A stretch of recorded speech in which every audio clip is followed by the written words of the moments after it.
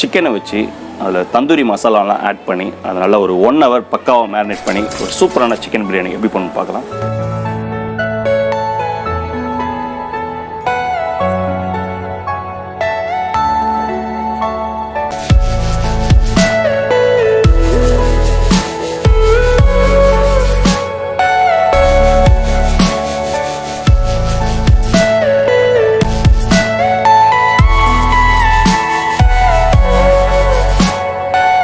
வணக்கம், இது உங்கள் கண்ணன் செம்மன் வாசப்போட்ஸ்லேருந்து.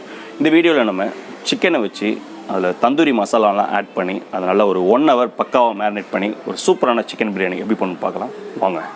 ஃபர்ஸ்ட்டு இந்த பிரியாணிக்கு நம்ம இந்த சிக்கன் பீஸை ஒரு 60 கிராம் வர அளவுக்கு இதை நம்ம வாஷ் பண்ணி நல்லா எடுத்து வச்சுக்கலாம். அதில் நம்ம சால்ட் போட்டுக்கலாம். அதுக்கப்புறம் மஞ்சத்தூள் இதில் லைட்டாக நம்ம ஆட் பண்ணிக்கலாம்.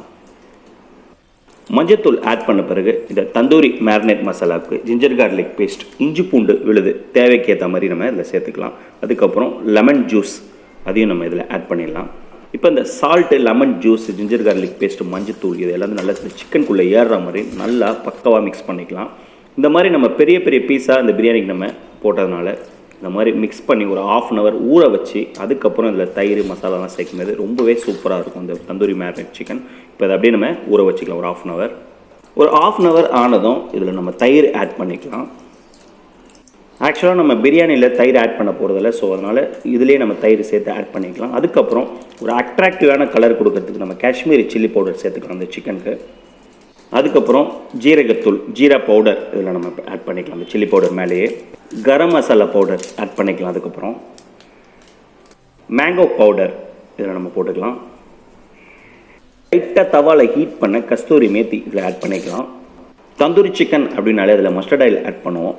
பட் இந்த சிக்கனை நம்ம மேரினேட் பண்ணி பிரியாணியில் போட போகிறோம். ஸோ அதனால் நான் இதில் ரீஃபண்ட் ஆயில் மட்டும் ஆட் பண்ணிக்கிறேன். ஆட் பண்ணி இந்த தயிர், மசாலா, இந்த சிக்கனு ஆல்ரெடி நம்ம போட்ட ginger garlic paste, salt, lemon juice இது எல்லாத்தையும் ஒன்றா பக்காவாக நல்லா மிக்ஸ் பண்ணிக்கலாம். இப்படி ஒரு ஸ்டைலில் தந்தூரி மசாலாலாம் ஆட் பண்ணி ஒரு பிரியாணி நம்ம இதை போட்டு தம் பண்ணும்போது ரொம்பவே சூப்பராக இருக்கும் இந்த தந்தூரி மேரினேட் பிரியாணி. இதை அப்படியே நம்ம ஒரு 1 மணி நேரம் பக்காவாக ஊற வச்சுக்கலாம்.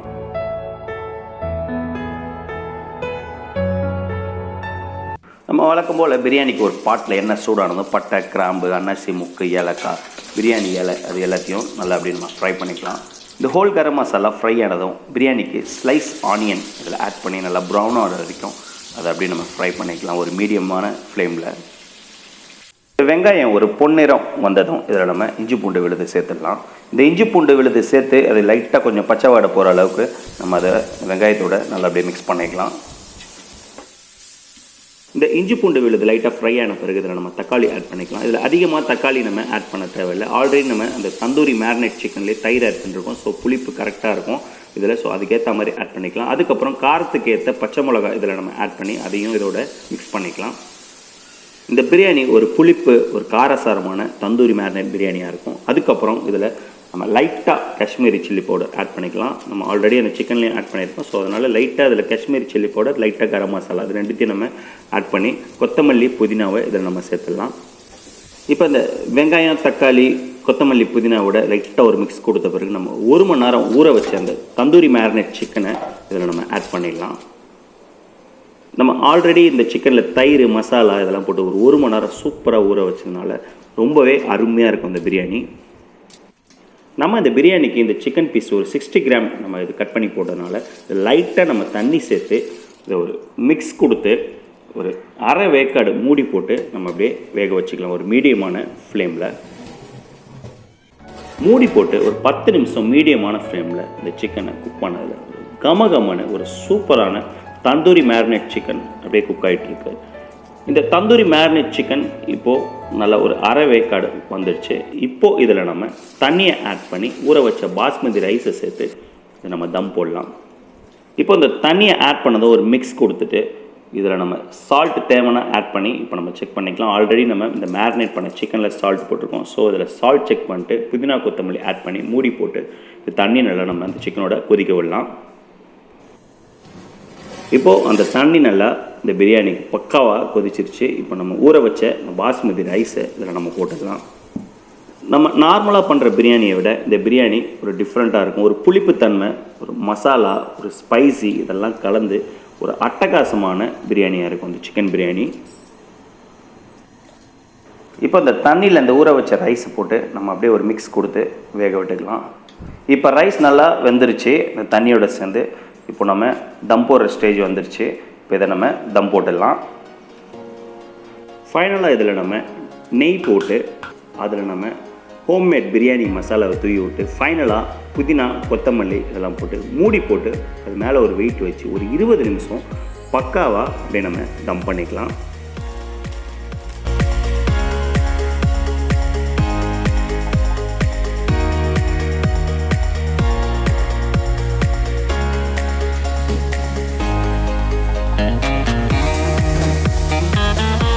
தந்தூரி மேரினேட் சிக்கன் பிரியாணி ஒரு 20 நிமிஷம் பக்காவாக நம்ம தம் பண்ணிட்டோம். இப்போ இந்த தம்மை நம்ம உடைச்சிடலாம்.